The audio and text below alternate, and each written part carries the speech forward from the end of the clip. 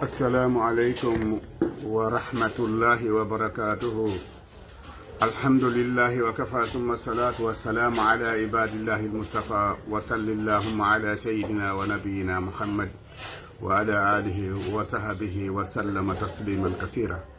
Haray musidɓe julɓe ko adi kon taw en fuɗɗade yewtere meɗen do yewtere ko wonɗe yewde kon ɗo haray miɗo andintina en ɗo ɗe toɓɓe tati wonɗe très important haray mo be ko yo jaɓu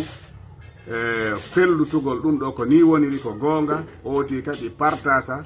koko o vidéo ɗo fi oti heɓu baraji ko woni kon e mum en toriki Allah yo Allah okku en baraji ko woni kon e mum ittana en andeji ko anu ɗen kon en toriki Allah poɗana en faaleji ɗin o newinana en ɗi hendoren ɗi no moƴƴiri hara ko laaɓuɗi dagiɗi haray ko adi comme musidɓe julɓe mi andina en fii koko wona innede ɗo ɗe ka réseau sociaux ɗo wonde oɗo lanɗan ko lekki to ke boddi haray mi confirmana on wonde ko gonga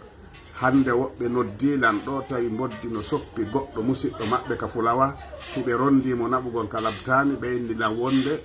ɓayti woni ɓe ari ha ka lawol o deƴƴi kamɓe ɓe wi o maayi ɓe inni noon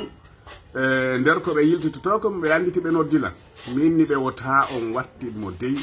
ko satti o ko sattita on wattinmo ha waɗen ɗum ɗo taw ndaren si tawi hawri ko gonga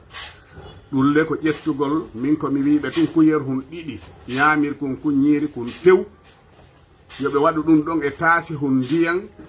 ɓe memmina taasi hun ndiyan kuyer hun ɗiɗi lanɗan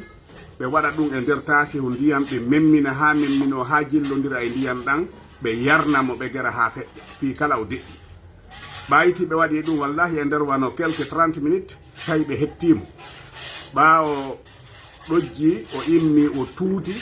tuuti ɗon to ke boddi ndin fof Allah waɗi o ɓe surralimo par ce que hari kamɓe ɓe wiide o maayi enen noon kadi tigi wallahi miɗo felliti buy surriri noon woɓɓe tawata hara ɓe mayali minen tigi meɗen tawa e ɓen surrugol mo boddi soppi tawa hara o deƴƴi hara o mayali haray noon ɗum ɗo en andi ɗan lanɗan ɗo ko lekki to ke boddi o mayata e nder balɗe ɗiɗi haysi o deƴƴi haysi o acciti fofude haray wonti kinno ton ƴetten ɗan ɗo lanɗan kuyer hun kun ɗiɗi tew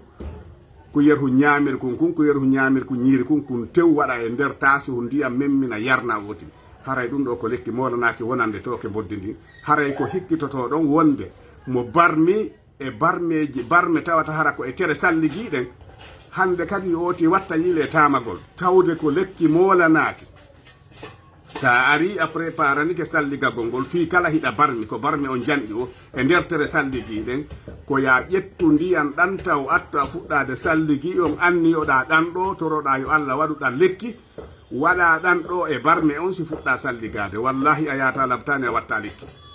ɗan ɗo ndiyan ɗan waɗɗa ɗon Allah waɗe ɗan ɗo lekki barme on selle hara lekki fus a waɗani hatta kadi salligoɗa no wowɗa salligorde noon ɗan ɗon ndiyan woni e lekki o barme mo barmuɗa e teral salligiwal ngal haray ɗum kadi mi andina en ɗum kadi ko pellet ko gonga si tawi woni a waɗi ɗum a waɗata lekki a yahata labtani attu a fuɗɗade salligi on ƴetta ndiyan ɗan anniyoɗa ɗan ɗo ko lekki yo Allah waɗuɗa lekki fi oɗo barme ma haray wattanen kadi yiili e herñagol peɗali meɗen ɗin telen kikiɗe jemma herñagol peɗali ɗin jemma adday nawnare ko innete mankugol calcium ƴiyeɗen muusay oti toujours